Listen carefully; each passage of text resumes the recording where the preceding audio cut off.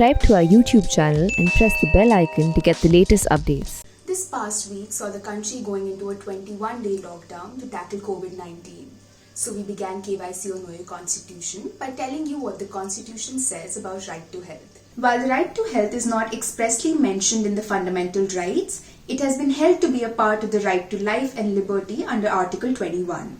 In Bandhuwa Mukti Morcha vs. Union of India, the court held that the right to life includes the right to health care and the right to determinants of health such as food security, water supply, housing and sanitation. In Paschim Banga Khet Mazdoor Samiti vs. State of West Bengal, the Supreme Court also held that it is the government's responsibility to provide medical aid to every person. This obligation is further reinforced under Article 47, which is a directive principle of state policy. It makes it the state's primary duty to raise the level of nutrition and the state of living of its people and improve public health. In addition, the 11th and 12th schedule of the Constitution, inserted through the 73rd and 74th constitutional amendments in 1992, empower the panchayat and municipalities to look after health and sanitation. We also told you about the constitutional provisions on the distribution of power between the central and the state governments to stop the spread of epidemics like COVID-19 in India. To answer this, we'd have to look into the 7th schedule of the Constitution, which contains 3 lists: Union List, State List and Concurrent List. According to Article 246, the central government has exclusive powers to make laws on the subjects in the Union List, while the state government can make laws on subjects in the State List. As for the Concurrent List, both central and state governments can enact laws listed under it. But if there is a conflict between the laws, the central law will override the state law. Under this schedule, preventing the spread of an infectious or contagious disease from one state to another falls in the Concurrent List, and interstate migration or quarantine falls under Union List. However, public health is a state subject, so the centre can only advise states to invoke laws on public health and not mandatorily impose them.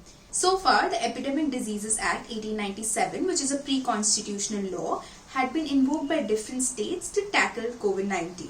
And since health falls in the state list, the order of complete lockdown issued by PM Modi late last night was instead issued under Disaster Management Act. Now the nationwide lockdown has left several migrant labourers and other workers distressed. So next in KYC, we told you about the constitutional provisions on workers' rights and welfare. Within the fundamental rights, Article 23 prohibits human trafficking and forced labour. Accordingly, the Immoral Traffic Prevention Act 1956 and the Bonded Labour System Abolition Act 1976 were enacted. Within the directive principles of state policy, Article 39 mandates that citizens should have adequate means of livelihood and that health and strength of workers is not abused. Article 39A guarantees equal justice, and Article 41 mandates the government to make provision for the right to work and public assistance in cases of unemployment. Article 42 asks the government to make provision for just and humane conditions of work, and Article 43 directs it to ensure living wage and working conditions with a decent standard of life. Finally, Article 43A seeks participation of workers in management of industries. While directive principles are unenforceable, in cases of labour welfare laws, courts have upheld legislations relying on these provisions. For instance, in a 1954 case, it rejected the argument that if a labourer is willing to work for 10 rupees, the employer shouldn't be compelled to pay 20 rupees and upheld provisions of the Minimum Wages Act 1948. Meanwhile, the nomination of former Chief Justice of India Ranjan Gogoi to the Rajya Sabha reignited the debate on judges taking up post-retirement jobs. So in KYC, we told you about the constitutional provisions on appointment and nomination of Rajya Sabha members. The answer lies in Article 80 of the Constitution, which lays down the composition of the upper house of the Parliament. Clause 1 says that Rajya Sabha can have a maximum of 250 members, including 12 members nominated by the President. It currently has 245 members. As per Clause 3 of Article 80, the 12 nominated members should be people with special knowledge or practical experience in literature, science, art or social service. Members nominated in the past include poet Harivansh Rai Bachchan, artist M.F. Hussain and senior advocate Fali Nariman. The rest of the members are elected by the MLAs as per Clause 4. So while Lok Sabha members are elected directly by the voters, Rajya Sabha members are elected indirectly by the people, that is by their elected representatives. How many Rajya Sabha members a state can send depends on its population. Over the past few weeks, we've also told you about the fundamental rights guaranteed in the Constitution, which must be protected by the state.